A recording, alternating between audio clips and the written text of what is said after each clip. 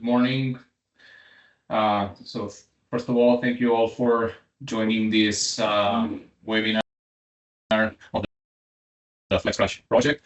So today we will talk about different testing strategies and different technologies that we have developed from performance. And as you can see in this first slide, we will have three main partners today talking about the FlexCrash project. So on one side we'll have EURECAT. We will have some inputs and some presentations from Fraunhofer, and another partner, Teammate, who will just present some results about the modeling and the behavior of these new developments that we are carrying out in the FlexCrash project. So let's start then with this first introduction. So let me introduce myself. So my name is Sergio Pereda. I'm the technical coordinator of the FlexCrash project, and I'm also a researcher at EURECAT. And I would like just to show you some information about the FlexCrash project. And in this way, all of you will have an idea about the project. So the FlexCrash project is an European project coordinated by EURECAT. And as you can see here, we are 11 partners, so from 6 different countries, and we are dealing with a budget of 3.9 million euros. Of course, the project started some time ago, and the project has a length of 48 months. So we are right now having some nice results, and we are just showing some of them to all of you today. The main idea of this project is to work integrating all the different partners from the automotive industry in order to improve the behavior of the different vehicles in terms of crash, but also use new materials and sustainable materials like aluminum alloys. So here is why we have all of these different players in this project. So we have these research centers, EURECAT, Fraunhofer, and Virtual Vehicle. Then we have 2 different universities, Luleå in the north of Sweden, and also Krems. Then we have the industries, of course, that are giving us all the insights and the requirements for the vehicles, together with the Stellantis group. So we have the Teammate, Gestam Aerobase, and also Hydria, which is producing this some components by using high pressure die casting. And finally, of course, the work is nice, but we need the help of some standardization body in order to be sure that all the work will be, let's say, translated and will be useful for the future projects and the future work. So by having new standards and new protocols to test the materials, for instance, or apply these technologies in the future. So basically, the main idea of the FlexCrash project, the main ambition that we have.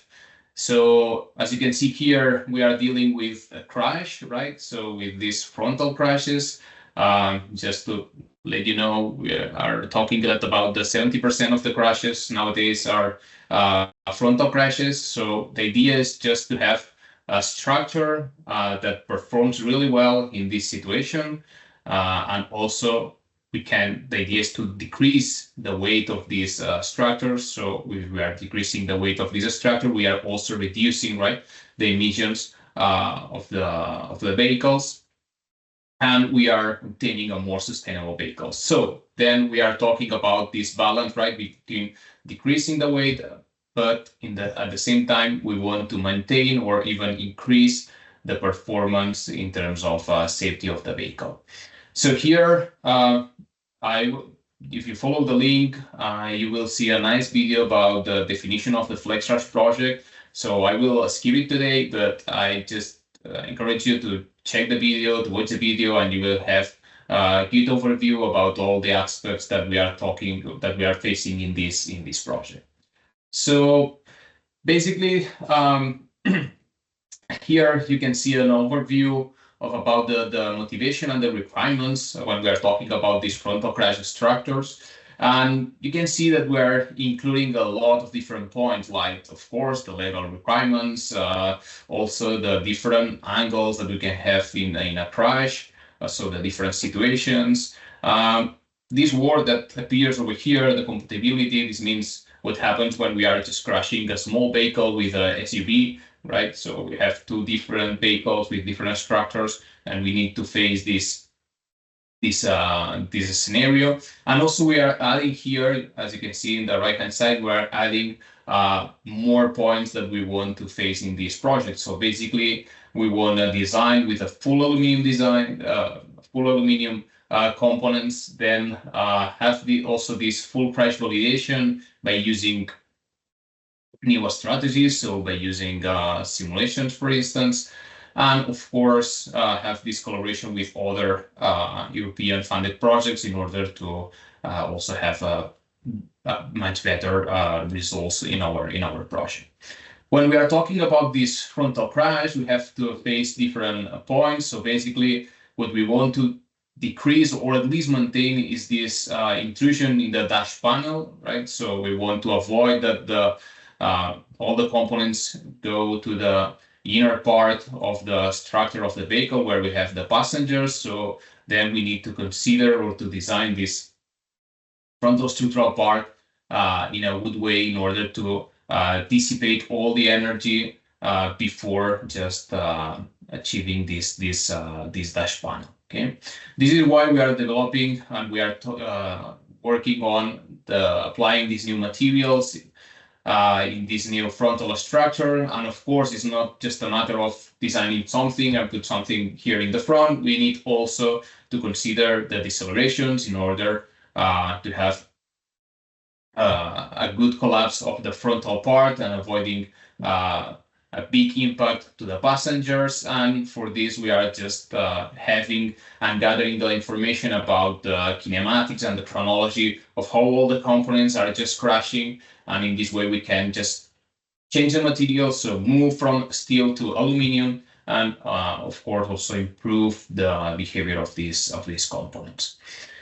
Basically, here you can see also another overview about the demonstrator that we are working with. So in this point, in this project, we started with this component you can see in the left-hand side.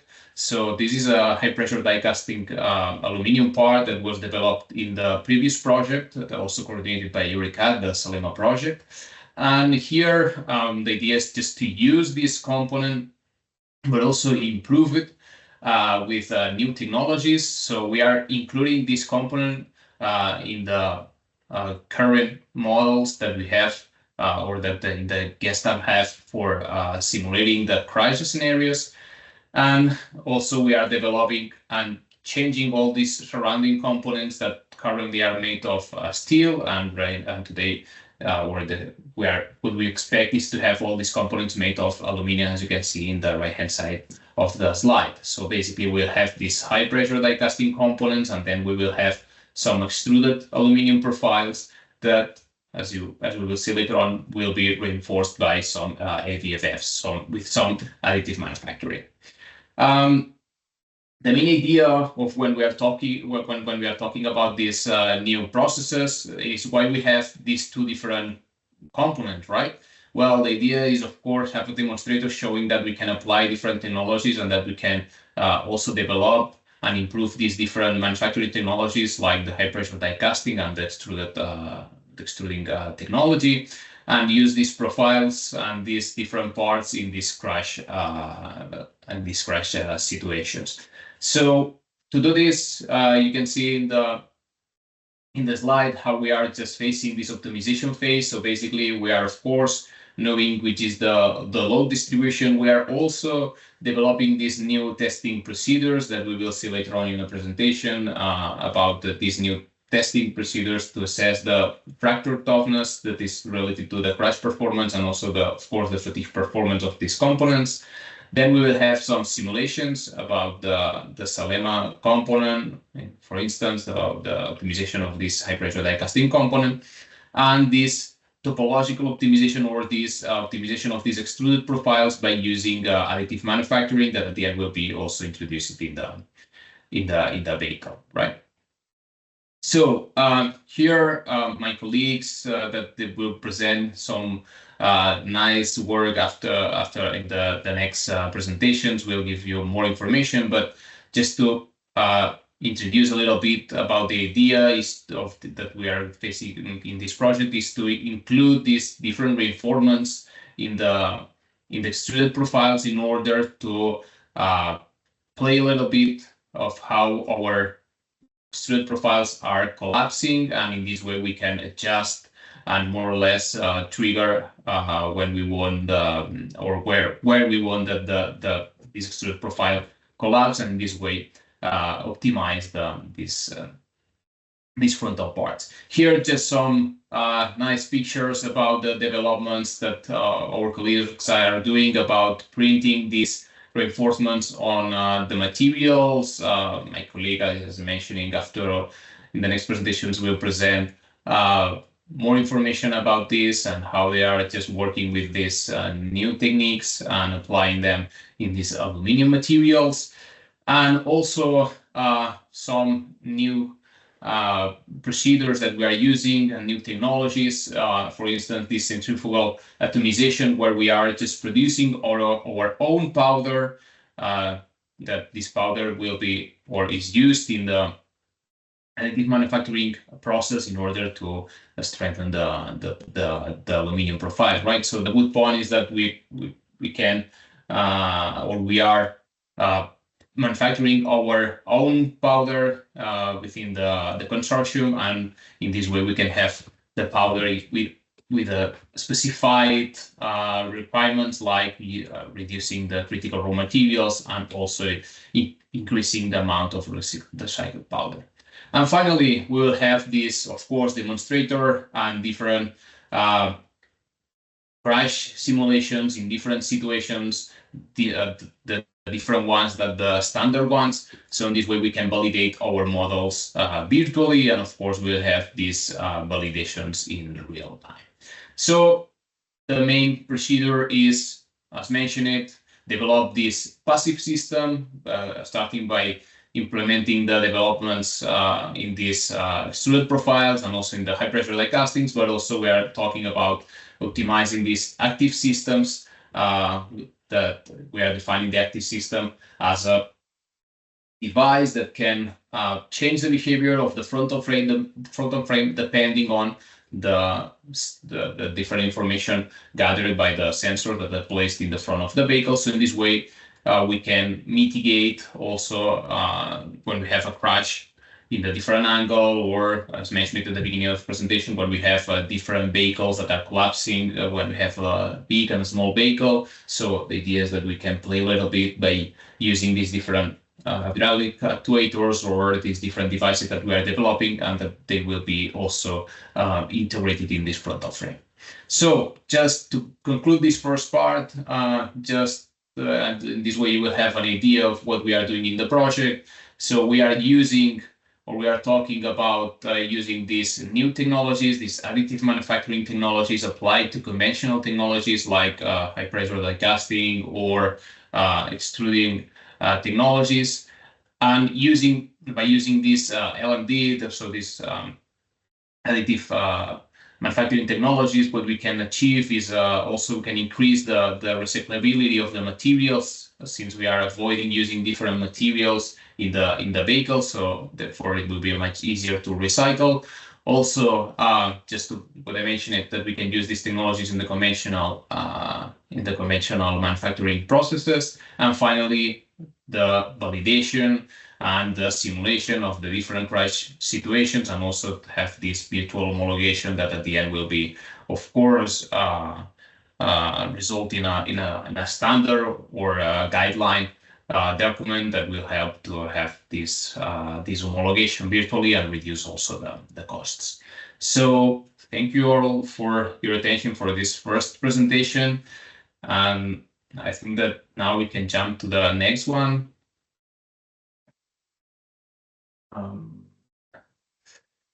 I will just do it myself, so let me just share with you the other presentation.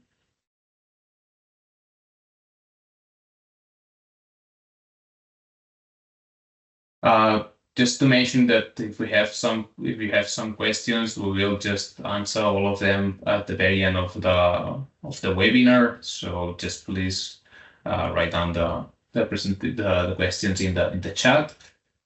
And now it's time for the next presentation. I will be also in charge of this presentation. So the idea here is just to show you all the different, or at least the different technologies that we are developing at EURECAD to assess the fatigue and fracture behavior of these reinforced aluminum sheets, so these aluminum profiles. And the idea here basically is to have to assess the properties or develop this new test by having the fracture toughness parameters, also the durability, and finally we will see some conclusions. So let's start with the fracture toughness. Probably some of you are familiar to this component, to this concept, but the idea is that what we are working with is trying to have a lab test that will allow us to have or to assess which will be the fracture behavior and the crash behavior at the end of an extruded profile, for instance, and have this in the lab and do it quite easily, right? Easily and fast. So let's start talking about this passive safety. As I have shown in the previous presentation, we have this this frontal. Let me use the point. Let's see if I can use the pointer. So as you can see here in the right hand side, this is the FlexCrash demonstrator that we have. So where we have these extruded, so these high pressure die casting parts and also these extruded profiles. And here I just put this image that is also just an image from the web, where we are just comparing, right, this frontal part with the current structural parts used, for instance, in the Tesla vehicle, right? So we have here this extruded, this high pressure die casting part, and then these extruded profiles. So then the idea is, okay, we can use these extruded profiles, right? By using this extruded profile, the idea is to dissipate energy and reduce the amount of energy that at the end will be transferred to the inner part of the vehicle, right? So, but as you can see here, depending on the material that we are selecting, we will have a completely different behavior. So we can have this behavior that is, would say, a brittle behavior of these aluminum tubes, or we can have this folding behavior. So it's more this behavior that performs better in terms of crash. And how we can identify this behavior in the lab? Well, we can identify it by having the fracture toughness parameter of each material, right? So as you can see here, in the first image, we can see a poor crashworthiness behavior. So this is also seen by a quite low fracture toughness value.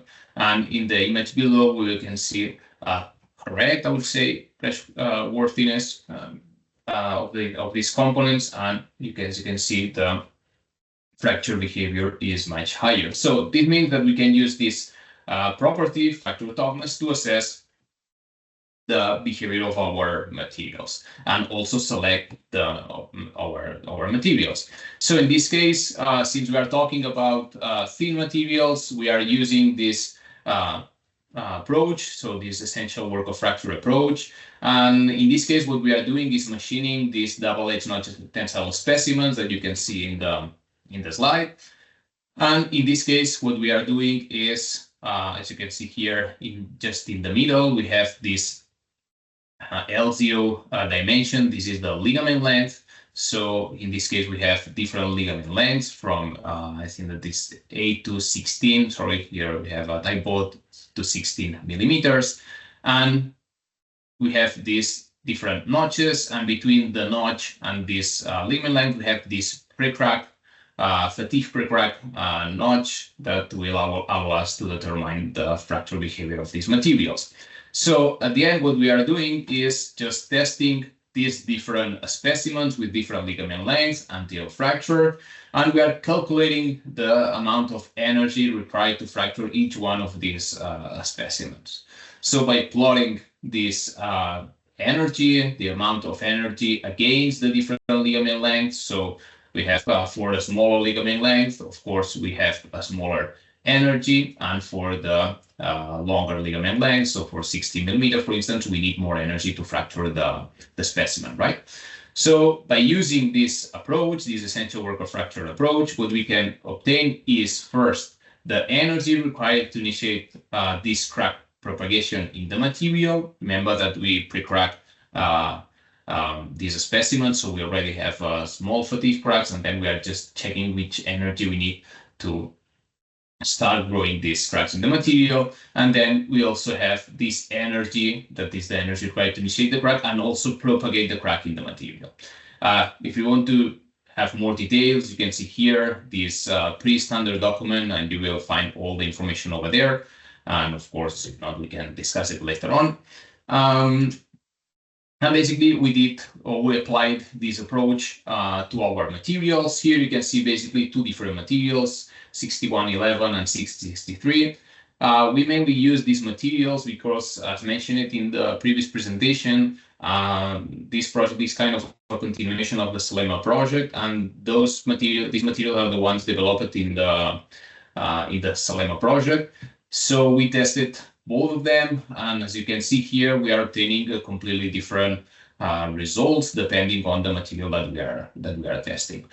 But basically here, I would like just to highlight that the data that we really want in this case, or that we use to select the material, is the energy required to start the propagation of these cracks. So you can see here in the left and the right hand side the different ligament length. Of course, we are using the SE systems, so digital image correlation, to see how the strains are distributed on the surface of the different specimens. So to apply this technology or this approach, we need that all the ligament length is totally yield. So we are using these DSC systems to validate, as you can see here, that we are yielding all the ligaments just before the fracture of the specimens. And after just carrying out the testing, so here you can see the image of some of these extruded profiles, we are obtaining these two values, right? And we are selecting, of course, the one that has the higher, I would say, fracture toughness value or the one that has the higher fracture energy, or requires the higher fracture energy to start propagating the crack.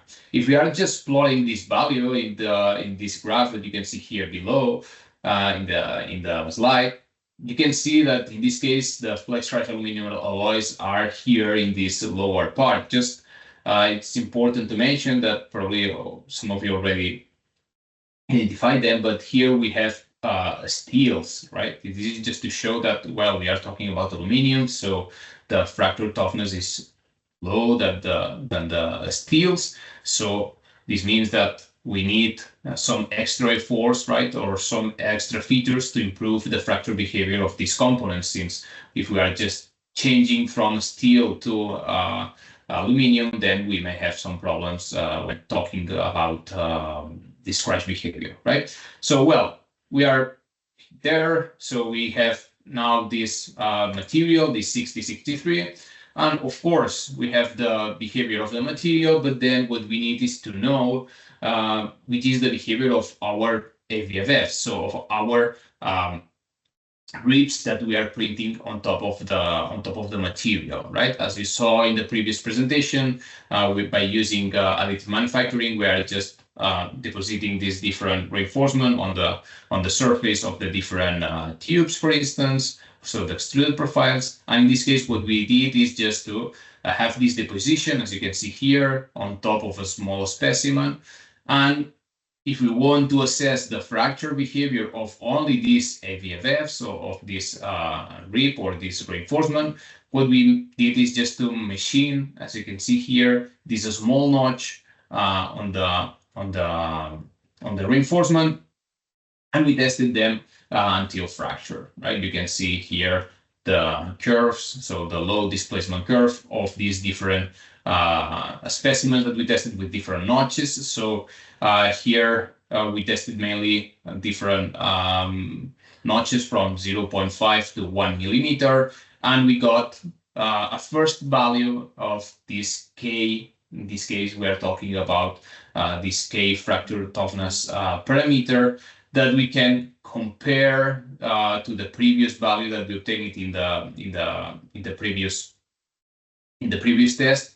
But in this case, we just converted from this elastoplastic fracture mechanics to linear elastic fracture mechanics in order to compare these two values. And well, we are quite close. So we are seeing that the fracture behavior of these two different materials are quite similar. Of course, we are comparing material that in this case we have a pre-crack material, and in this case we only have a notch, so we have this this pre-crack in the material, since it's, as you can imagine, it's quite complicated. So the height of this profile is like 3 millimeters.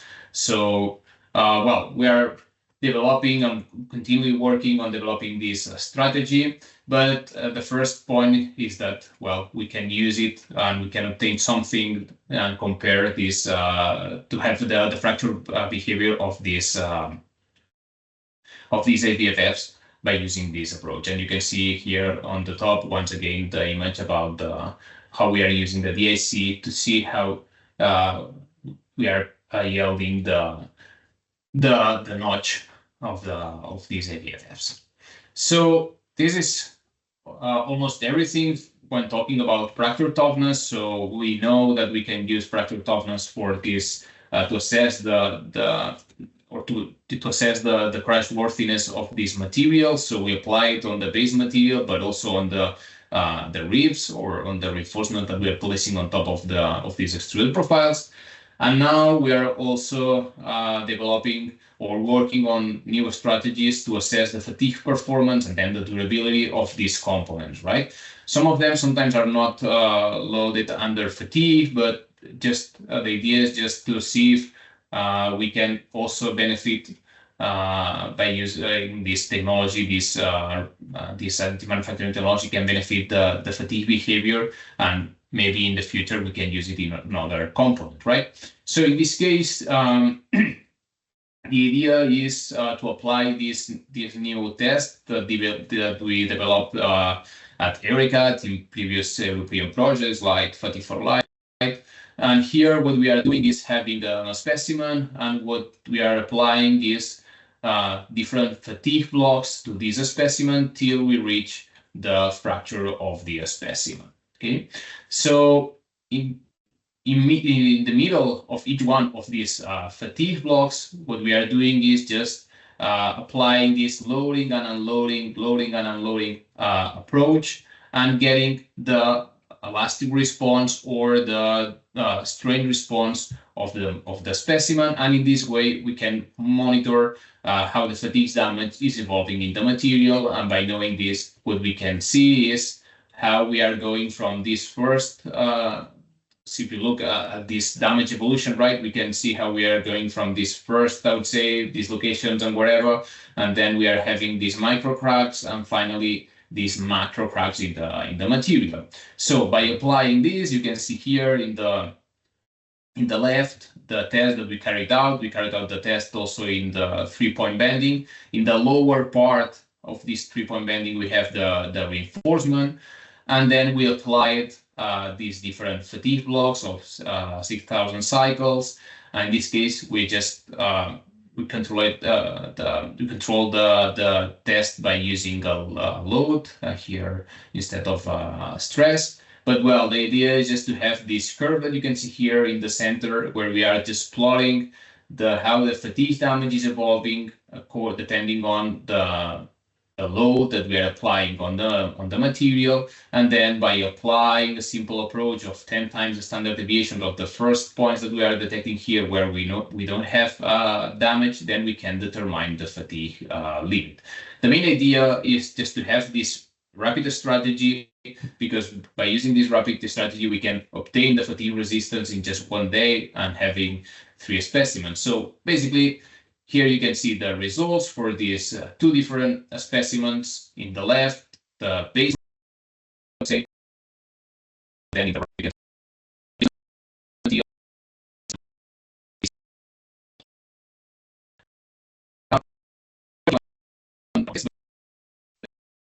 is that we can see that we are just observing that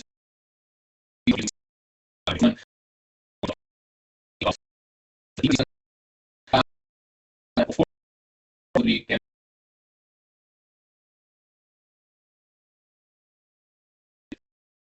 put that the ones without the before and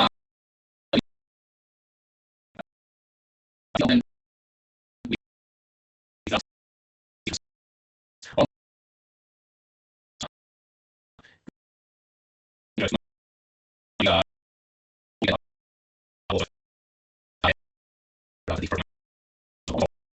our material and of our setup. Okay, just to conclude, as I show you, we are working in these 2 different strategies. So the first one, developing or applying this fracture toughness approach to the, of course, the base material, but also to these ABFFs, so to these ribs that we are, these reinforcement that we are printing by using these additive manufacturing strategies, and then also that we can use the stiffness method, so this rapid method to obtain the fatigue performance of the materials quite rapidly of these reinforced components. Okay, so this is all from my side. So thank you all for the attention, and I think now we can jump to the next presentation.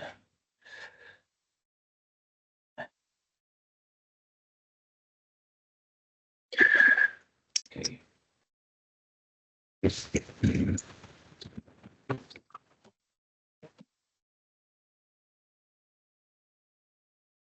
Yes, please, Stefan. Go ahead.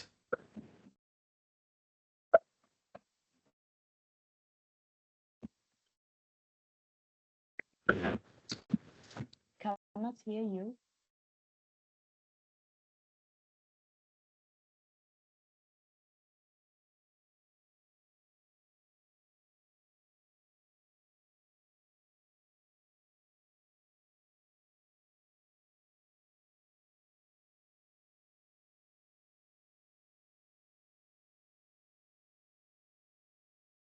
And I will continue with the presentation about the process development and material characterization of aluminium silicium 10 magnesium reinforcement structures with direct energy deposition by means of laser beam and powder. So I have split my presentation in 5 parts. So the first are short about the project aims, then I will go over to challenges and parameters development. Then the third one is the direct energy deposition by means of laser beam and powder of aluminum silicium 10 magnesium development. Then the mechanical properties characterization, and close with the conclusions. So as Sergi presented before, so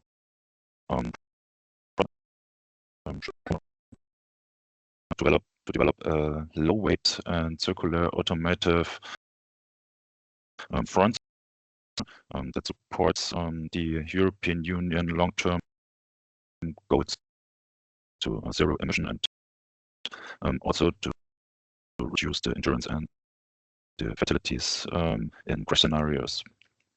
So the IWS is located in the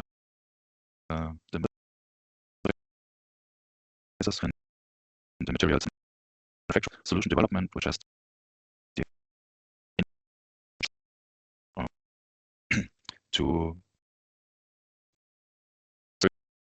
energy deposition, laser beam and powder aluminum structures on very thin substrates. Also to characterize the mechanical properties and the deformation prediction of the reinforcement design.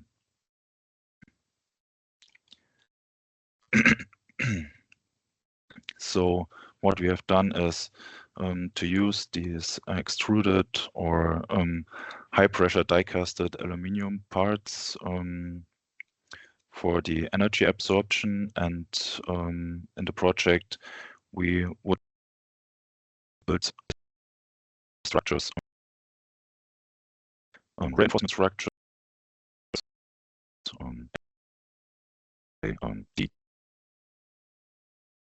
so we had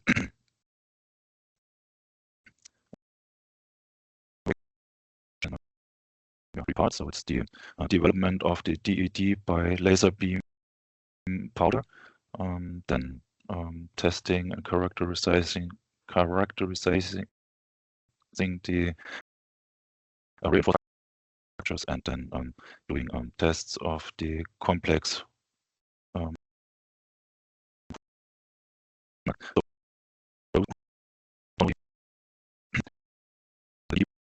process works. I have here a short simulation. So in the middle we used as an energy source a laser beam that melts the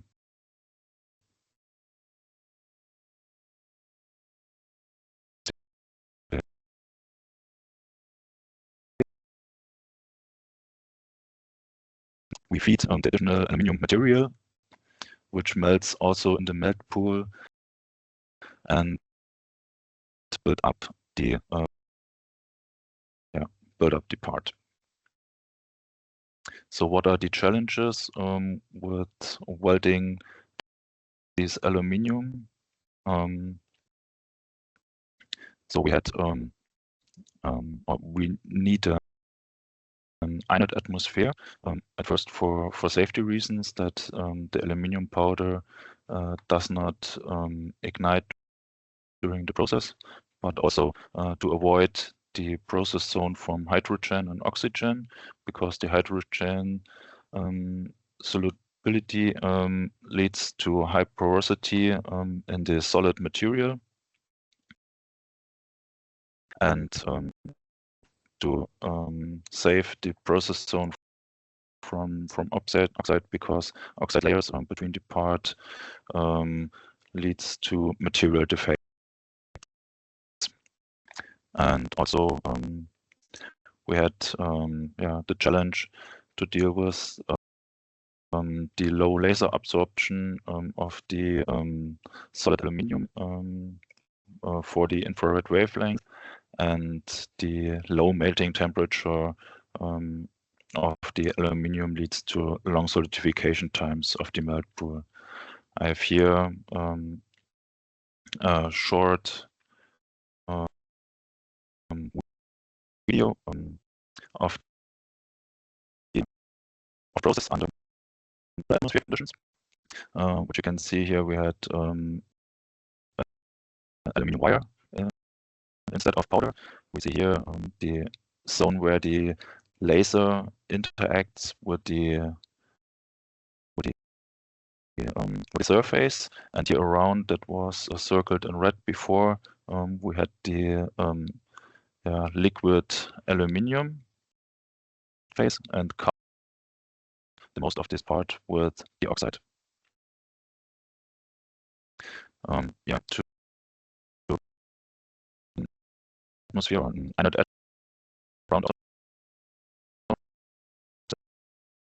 which is a 5x manipulation system with a powder nozzle inside, and we can fill up or inert all this chamber around the process head with argon. And here you see here the process set with our clamping tool to prepare the samples. So we start our then central composite design and using 3 different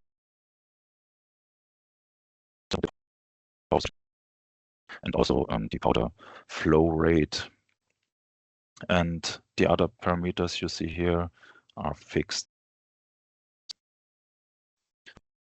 This parameter variation, we built up several welding tracks that you can see here as an example. And we analyzed which parameters have the most influence on the height of these tracks, the width and also the dilution. And we see that the speed and the deposition speed and the powder flow the most influence on the layer or the track height. So when we increase the speed, the track height decrease, and otherwise when we pour powder, then we increase the height. And the most impact have the laser power on the track width and also on the dilution.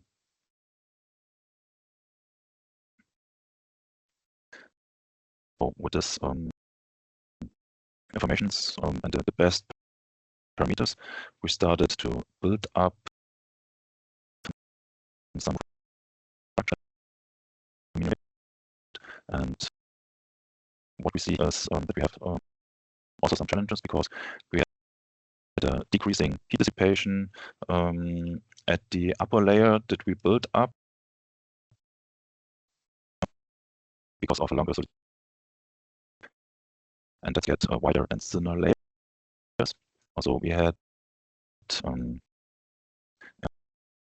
excessive heat accumulation that can result in overhanging here,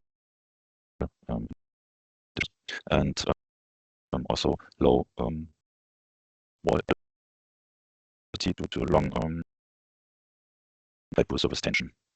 And we counter this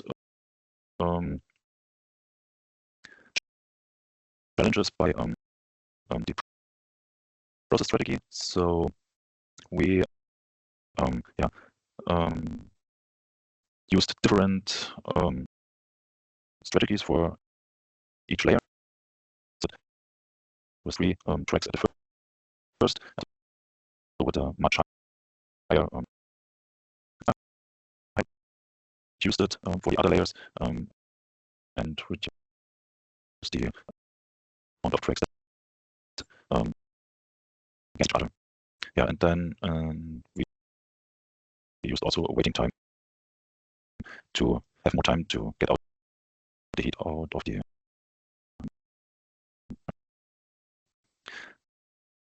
so here we see the samples that we built up for the 3-point bending test house.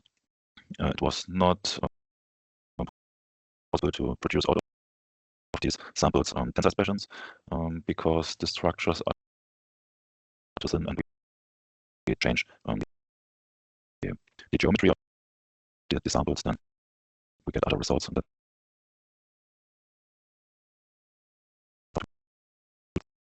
3-point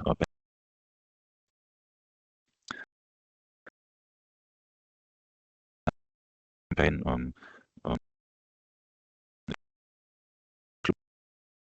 5 substrate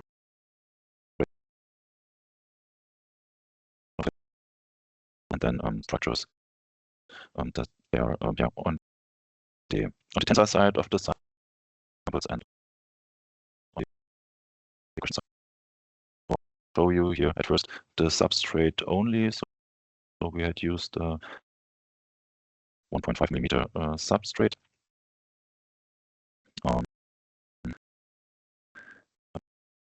We have used an limit deformation of 30 millimeters. We used all the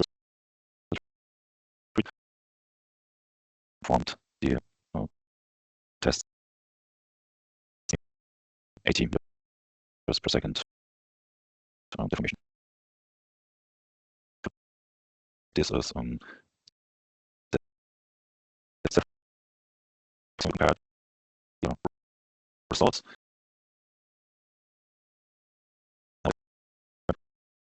Form results in the samples. Come to the reinforcement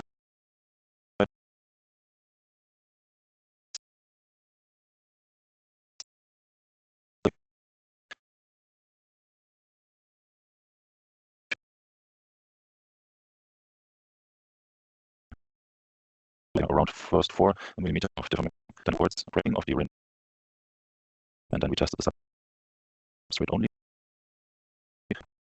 We see here is this is comparable to the substrate only. We have tested without reinforcement, we have the heat affected zone, and afterwards the crack disappears into the substrate, and it leads to cracking of the substrate. Otherwise, we tested the structure with the reinforcement on the compression side, so it's the upper side of this test. So we had the same increase of the so it's around 16%, but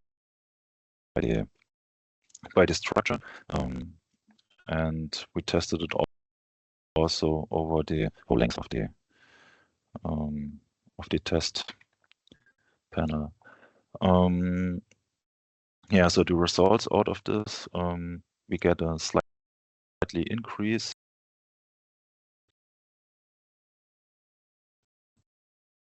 variability.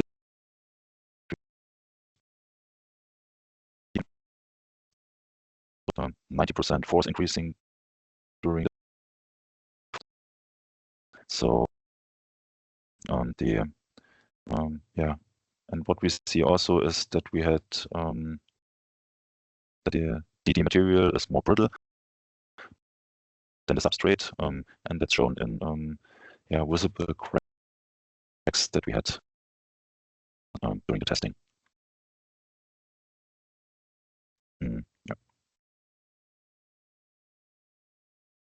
One slide, all of these. So we can see that we had an increase of the energy. So reinforcement. What I've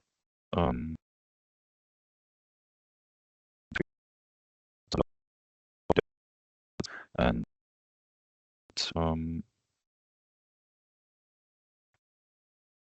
in the parts we would test also the heat treatment, if they can increase the elongation at fracture from the reinforcements.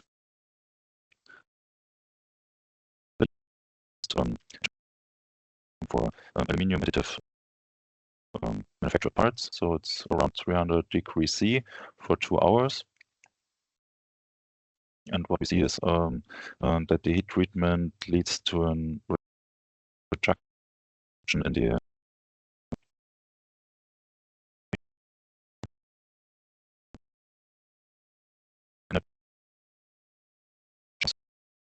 that we used to bend it to the samples, and does not increase the elongation at break of the reinforcement structure, but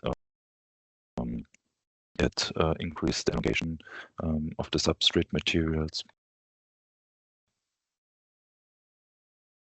So now I come to my conclusion. So at first, what we have shown is that it is possible to build up with DED and the additional material aluminum, silicium, tin, magnesium reinforcement structures on very thin substrate materials, and also do this with relatively low thermal deformation, and also with a very small heat affected zone. When the reinforcement is on the tensile side, the brittle DED material cracks soon and we have a low energy absorption improvement. But on the other side, when we have it on the compression side, then the material withstands higher forces and overall increases the energy absorption, and the heat treatment increase the ductility of the structure, but less increase the energy absorption of the DED structure. And for future developments, we would like to optimize the heat treatment, something like doing a heat treatment like by thermal hardening of paints, so that's quite lower to get a better result, and also to test addition of zirconium to the alloy, so that we expect an increase of the ductility and the energy absorption of the reinforcement structure. So thank you for your attention, and now I will handle over to the next presenter.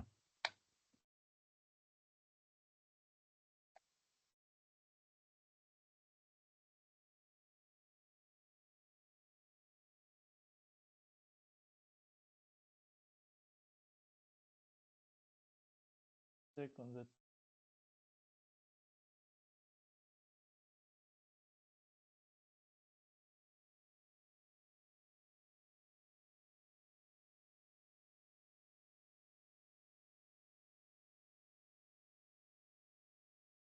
See my screen now?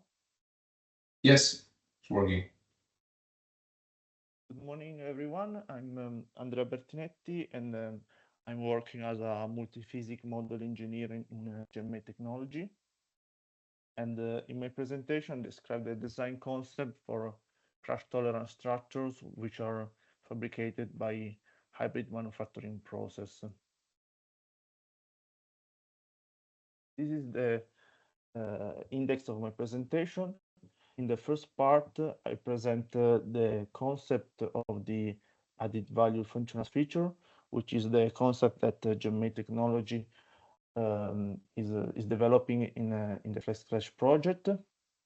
Then, in the second part, I describe the simulation procedure for the evaluation of the behavior of the hybrid specimen. On the third part, I described how the simulation is used for the design of crash-tolerant structures.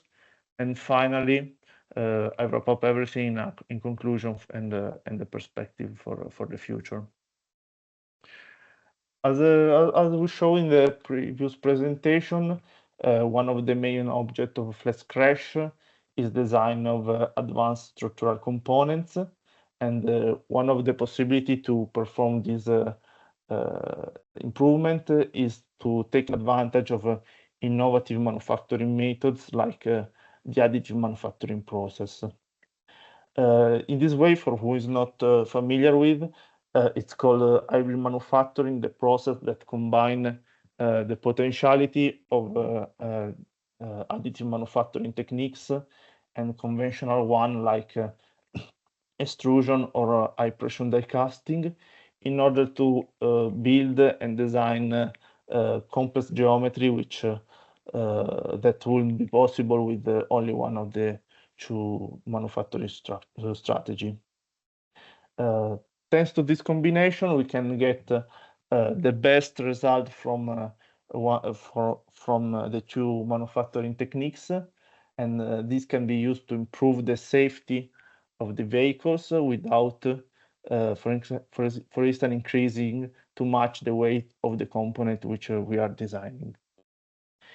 In the FlexCrash project, GMA technology propose as a design solution the use of the added value functional feature, or called AVFF, which are superficial reinforcement that are deposited by additive manufacturing and are used to improve the mechanical performance of the component. In the FlexCrash project, one of the components that we are working on is the crash boxes, which are placed on the front part of the vehicle, and they're used in case of crash to absorb energy and preserve the other components of the structure. In the traditional approach, the crash boxes are made by an extruded profile, which some notches or some corrugation are made in order to guide the folding behavior of the structure, in order to increase the energy absorbed during the crash. Taking advantage of the hybrid manufacturing process, we propose a modification of the design of this component by using the AVFF, and thanks to the improvement of the characteristics of the stiffness characteristics given by this reinforcement, we place this AVFF in particular spot of the geometry in order to leave the other region weaker, and these act like the trigger of the deformation. In this way, we can modify the way of the folding of the structure in order to increase the safety performance of the component. In order to evaluate the behavior of the hybrid component, we have to define a simulation procedure, which is one of the most relevant goals of GMA technology in the FlexCrash project. The simulation is split in three different aspects. The first one involves the simulation of the deposition process, in which with a very simplified simulation, we can evaluate the shape of the AVFF based on the parameters used during a particular type of deposition process. And also we can evaluate the thermal effect on the substrate in order, for example, to evaluate or guide to evaluate the heat affected zone, and give some suggestion to modify, for example, the deposition process in order to reduce this problem. The second aspect involves the simulation of the thermomechanical behavior of the hybrid component, and we can evaluate the residual stresses and the thermal distortion on the component after the deposition process. As we saw in the presentation of Stefan, we have a lot of flat samples on which the deposition of the AVFF is performed on top, and we use the deformation evaluated on this sample in order to validate this part of the process of the simulation. And indeed, we obtain a very good result with this kind of geometries. The third and the last part of our simulation involves the simulation of the mechanical behavior of the component, and we take advantage of the 3-point bending tests performed on the same specimen to evaluate, to calibrate the model in order to evaluate the properties of the material, the failure criteria, and so on. All these aspects are put together in a simulation process which is used for the design of crash tolerance structures, and in particular on the redesign of the crash boxes of the vehicle. The aim, as I said, of the design is to increase the crashworthiness of the component by depositing the AVFF in a certain way in order to increase the energy absorbed by the component and reduce the peak force on the very first part of the deformation. For this, we design the component in a crash relevant situation in which the extruder profile is compressed at very high speed in a testing machine which is by one of the partners of the project, and the result on this compression test will be used for the validation of the simulation process. Now we are working on it, so the result of the validation is not already ready to show. In addition to the thermomechanical, in addition to the mechanical behavior of the component, which results in showing the figure. So we can see here the picture of the deformed shape of the extrusion with the AWFF, in which we can see some reinforcement which is braked during the compression, and also the folding behavior of the component. And again, the force with respect to the displacement of the component during the compression. And here we can see the comparison between the blue line, which is the extruded profile without the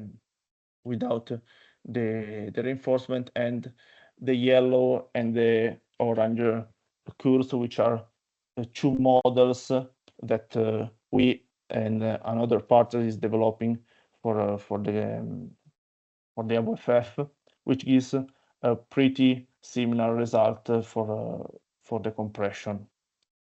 In addition to that, we evaluate also the thermomechanical stresses and displacement in order to evaluate before the realization of the component if the deformation are not so big to destroy, to break the component. To conclude, this is the wrap-up of the relevant work that Geomet Technology performed on the project. We are working on a simulation procedure which is used to assess the effect of the AWFF on the mechanical behavior of the structural component, and in particular, we are working on the evaluation of the thermal deformation and stresses due to the deposition process. And thanks to experimental campaign, we can validate this part of the process. Then we move on the simulation of the definition of the model for the mechanical simulation, which is calibrated with the 3-point bending test, and will be simulation in an experimental test in high compression speed is planned for the validation of the model in crash relevant scenario. Thanks to the simulation performed so far, the AWFF gives us the possibility to modify a lot the mechanical behavior of the component, and the layout of the AWFF depends on many different aspects, like the substrate characteristic, for example, the shape of the substrate component, the different thickness that we have in the different point in different part of the structure, and so on. The loading condition, because different loading condition cause different stress map on the substrate, so a different region in which the AWFF needs to be placed to reinforce a particular aspect. And finally, the mechanical effect that we have to include in the final design of the component. In perspective, our goal is to integrate the AWFF approach in a topology optimization routine for the evaluation and the design of mechanical performance improvement and component mass saving for a general components in vehicle and other aspects. And thank you for your kind attention. Okay, thank you very much, Andrea. So now we're moving to the question and answer section. I'm sorry that I joined later. I had an issue with my computer. It took a bit longer to reboot.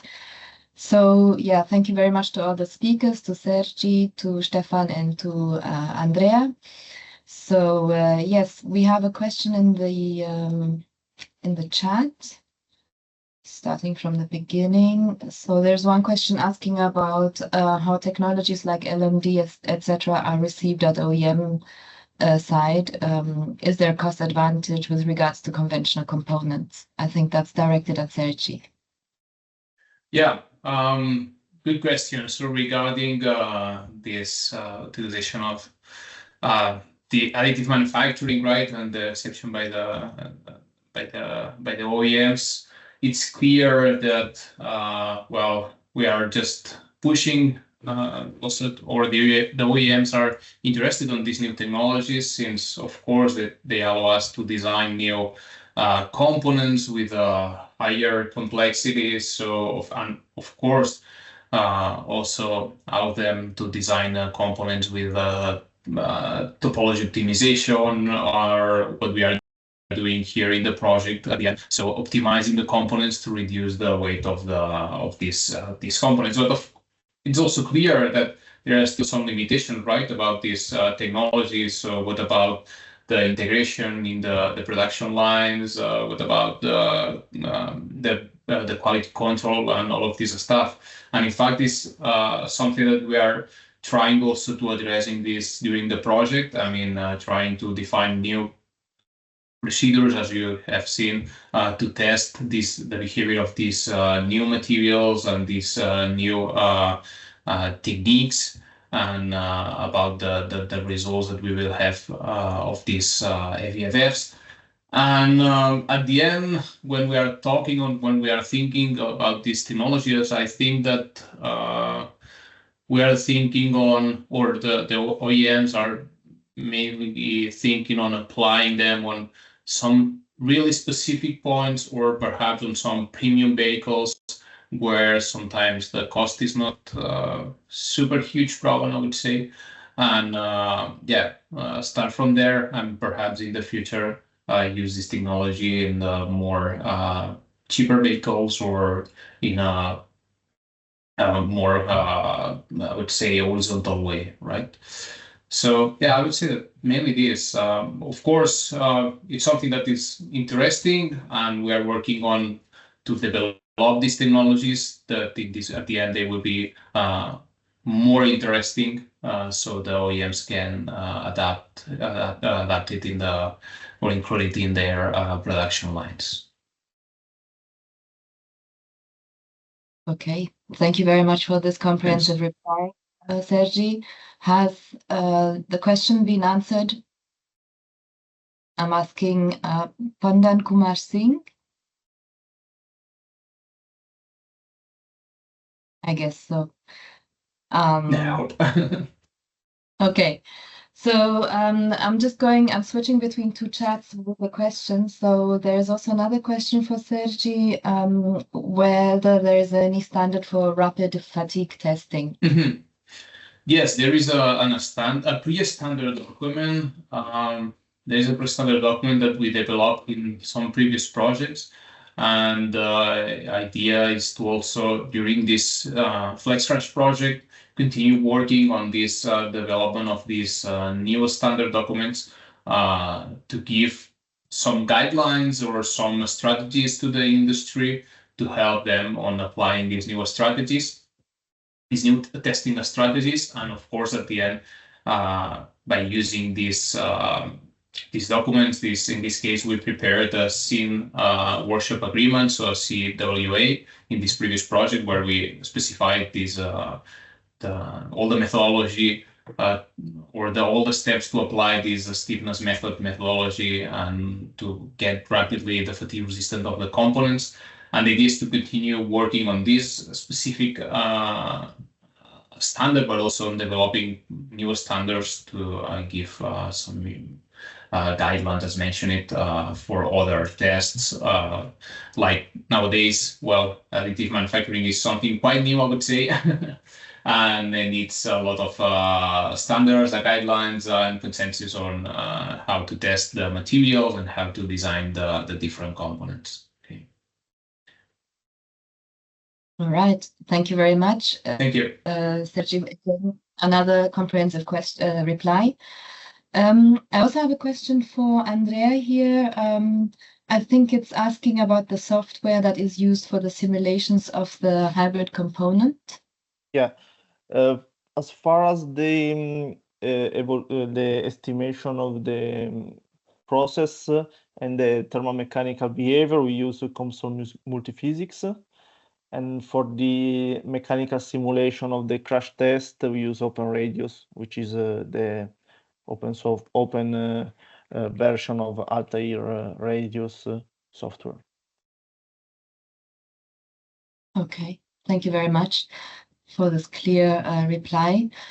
Okay, moving on to the last question that I see in the chat here. It's for Stefan. You've shown the printing of reinforcements on specimens. Are there any limitations regarding the size or geometry of the components on which reinforcements can be printed? Yes, so the limitations are the machine itself. So for the system we used, it's the built chamber. So it's the what fits in there is the largest part that we can produce. But also it's depend on the movement of the nozzle system. So you can build up on larger parts when you use, for example, robot systems or something.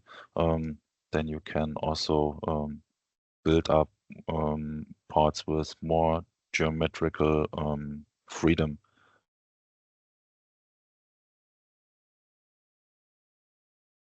Yeah. Great, Stefan. Thank you for this reply. So I don't see any more questions in either chat. So I'm guessing that the floor is free if anyone has a quick question. Otherwise, yeah, thank you very much for everyone who joined us here. Follow our project on LinkedIn and also visit the FlexCrash project website. And thank you very much, Miriam, for organizing it, and Sergi for leading us through this meeting at the and the presentations. And obviously, if you see any post regarding this webinar or the project on LinkedIn, please like it and share it, because we would like to really increase our reach to the relevant communities. So yeah, I think that's it for today. So thanks a lot. Sergi, do you want to say anything for closing? No, just to thanks to all the people connected to this webinar. I hope you learned something a little bit more about additive manufacturing and what we are doing in the FlexCrash project, and just to show that additive manufacturing is something real and they have a real impact on the industry, and that in the future we will see a lot of this technology applied on the different components that we are using nowadays, like in the vehicles. So just thank you all for attending the meeting, and of course, if you have any question, you have all our emails and the email of the FlexCrash project also. You can write down there the questions, and we can keep in contact for further questions or work or whatever you need from us. So thank you all. Great. Thank you very much. And yes, we will see you in other webinars as well that we'll be organizing.